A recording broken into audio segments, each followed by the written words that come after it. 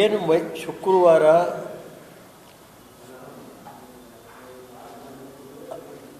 ಹನ್ನೆರಡನೇ ತಾರೀಕು ನಡೆದಂಥ ಘಟನೆ ಬಗ್ಗೆ ನಮ್ಮ ಜಿಲ್ಲಾ ಉಸ್ತುವಾರಿ ಸಚಿವರು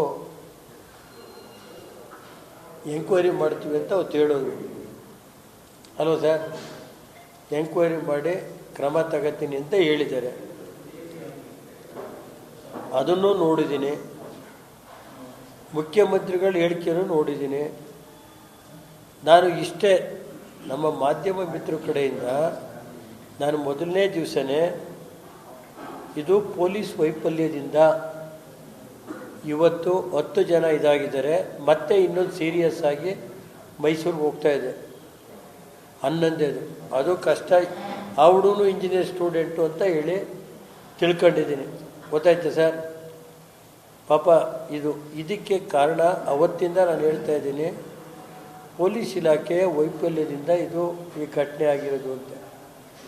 ಸುಮಾರು 10 ರಿಂದ 11 ಜನ ಯುವಕರದು, ವಿದ್ಯಾರ್ಥಿಗಳದು, ಮತ್ತು ಸುಮಾರು 25 ಜನ ಗಾಯಾಳುಗಳು, ಕೆಲವರು ಕೈ ಕಾಲು ಮುರ್ಕೊಂಡ್ರು.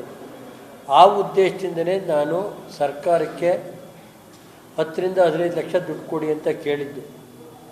ಯಾಕೆ ಅಂದರೆ ಆಕ್ಸಿಡೆಂಟಾಗಿ ದುಡ್ಡು ಕೊಡಿ ಅಂತ ಕೇಳಕ್ಕೆ ನಾನು ಒಂದು ಸ್ವಲ್ಪ 30 ವರ್ಷ ನಾನು MLA ಕೆಲಸ ಮಾಡಿದ್ದೀನಿ 6 ಬಾರಿ. ಅದು ಹೇಳೋಕ್ಕೆ ನನಗೂ ಗೊತ್ತಿದೆ ಸರ್. ಈಗ ಸರ್ಕಾರದ ಅಧಿಕಾರಿಗಳು, ಸರ್ಕಾರ ಅಂದ್ರೇನು? ಪೊಲೀಸ್ ಇಲಾಖೆ ಸರ್ಕಾರದ ವ್ಯಾಪ್ತಿಯಲ್ಲೇ ಬರುತ್ತಲ್ಲ ಸರ್, ಅವ್ರ ವ್ಯಾಪ್ತಿನಲ್ಲೆಯ. ಅದರಿಂದ ಸರ್ಕಾರದ ವೈಫಲ್ಯ. ನಾನು ಹೇಳೋದು ನಮ್ಮ ಜಿಲ್ಲಾ ಉಸ್ತುವಾರಿ ಸಚಿವರಿಗೂ ಮನವಿ ಮಾಡ್ತೀನಿ, ಮುಖ್ಯಮಂತ್ರಿಗಳಿಗೂ ಮನವಿ ಮಾಡ್ತೀನಿ, ಗೃಹ ಸಚಿವರಿಗೂ ಮನವಿ ಮಾಡ್ತೀನಿ. ಗೃಹ ಸಚಿವರು ಬೇಕಾದ್ರೆ ನಾವು ಹೇಳೋದೆಲ್ಲ ತಪ್ಪು ಅನ್ನೋದೇನಾದ್ರು ಅವ್ರಿಗೆ ಕಂಡ್ರೆ ಅವರೇ ಬಂದು ಒಂದು ಟೀಮ್ ಕಳಿಸ್ಲಿ, ಅವ್ರು ಬಂದು ನೋಡಲಿ ಸರ್. ಆ ಕಡೆ ಒಂದು 2 ಇದು 4 ಲೈನ್ ಇದೆ, ಈ ಕಡೆ 2 ಲೈನು, ಆ ಕಡೆ 2 ಲೈನ್ ಇದೆ. ಈ ಕಡೆ ಒಳಸಿಬರಿಂದ ಆಸ್ತಿಗೆ ಬರುವಂಥ 2 ಲೈನ್ನಲ್ಲಿ ಗಣಪತಿ ಮೆರವಣಿಗೆ ಬರ್ತಾಯಿತ್ತು ಎಡಭಾಗದಲ್ಲಿ. ಈ ಕಡೆ ಬಲಭಾಗದಲ್ಲಿ ಒಂದು ಇದನ್ನು ಬಿಟ್ಟಿದ್ರು. ಬಿಡುವಾಗ ಒಂದು 500 ಅಡಿ ಮುಂಚೆ, ಇವತ್ತು ನಾನು ಸ್ಪಾಟಲ್ಲಿ ಇದಾಕಿ ನೋಡ್ಕೊಂಬಂದು ನಾನೆಲ್ಲ ಮೊನ್ನೆ ಹೇಳಿದ್ದೆ ಅಧಿಕಾರಿಗಳಿಗೆ, ದೇವೇಗೌಡರು ಹೇಳಿದರು, ನಾನು ಹೇಳಿದ್ದೆ. ಪಾಪ ನೆನ್ನೆಯಿಂದಲೇ ಅವ್ರು ಶುರು ಮಾಡಿದ್ರು ರೋಡ್ ಹಬ್ಬಾಗಿ. ಇದನ್ನು ಆ ಕಡೆ ಒಂದು 500 ಮೀಟ್ರು ಕಾಣುತ್ತೆ. 500 ಮೀಟ್ರ್ ಹಿಂದೆ ಈ ಜಿಗ್ಜಾಗ್ ಇದಾಗ್ತಾರಲ್ಲ ಸರ್, ಬ್ಯಾರಿಕೇಡ್ ಹಾಕ್ಬಿಟ್ಟಿದ್ರೆ ಅವ್ನು ಬಂದು ಅದು ಕೊಡಿಯೋನು. ಅಲ್ಲಿ 2 ಜನ ಪೊಲೀಸ್, ಆ ಕಡೆ ಈ ಕಡೆ 2 ಜನ ಪೊಲೀಸ್ ಹಾಕ್ಬಿಟ್ಟು ಅದು ನೋಡ್ಕೊಂಡು ಒಂದು ಬಾವುಟ ಇಟ್ಕೊಂಡು, ಅಥವಾ ಮೆರವಣಿಗೆ ಹೋಗೋರಿಗಾರು ಟ್ರಾಫಿಕ್ ಬಂದ್ ಮಾಡ್ಬೋದಾಯ್ತಲ್ಲ ಸರ್. ಮಾಡಿದ್ರಿ 10 ಜೀವ ಉಳಿಯೋದ? ಬ್ಯಾರಿಕೇಡ್ ಹಾಕಿದರೆ ಬೇಕಾದ್ರೆ ನೋಡಲಿ, ಅವ್ರು ಬಂದು ನೋಡಿ.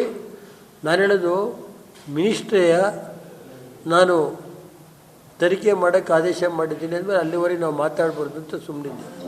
ಕೂಡಲೇ ತನಿಖೆ ಏನು ಆದೇಶ ಮಾಡಿದ್ದೀರಿ ಆ ತನಿಖೆ ರಿಪೋರ್ಟ್ ಏನು ಸಾರ್ವಜನಿಕರಿಗೆ ತಿಳಿಸಿ.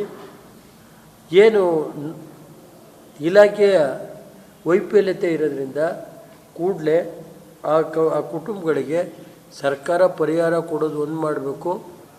ತಪ್ಪು ಮಾಡಿರೋಂಥ ಇನ್ಶೂರೆನ್ಸ್ ಬರೋದಕ್ಕೆ ಏನು ಮಾಡಬೇಕು, ದಾಖಲೆಗಳೆಲ್ಲ ಯಾವ ನಿರಪರಾಧಿಗಳು ಆ ಕುಟುಂಬ ಕೂಲಿ ಮಾಡ್ಕೊಂಡು TV ನೋಡಬೇಕು. ಕೆಲವೆಲ್ಲ ಒಂದೊಂದು ನಾನು ನಿಜವಾಗ್ಲೂ ಎಲ್ಲ ಮಾಧ್ಯಮ ಮಿತ್ರರು, ಎಲೆಕ್ಟ್ರಾನಿಕ್ ಮೀಡಿಯಾನ ನಾನು ಇವತ್ತಿನ ದಿವಸ ನನ್ನ ಕಾನ್ಷಿಯನ್ಸಲ್ಲಿಂಥ ಒಂದು ಘಟನೆನ ಪೂರ್ಣ ಪ್ರಮಾಣದ ಮಾಧ್ಯಮ ಮಿತ್ರರು ಇದು ಮಾಡ್ತಾಯಿದ್ದಾರೆ. ಅದಕ್ಕೆ ನಾನು ಅವರಿಗೆ ಧನ್ಯವಾದ.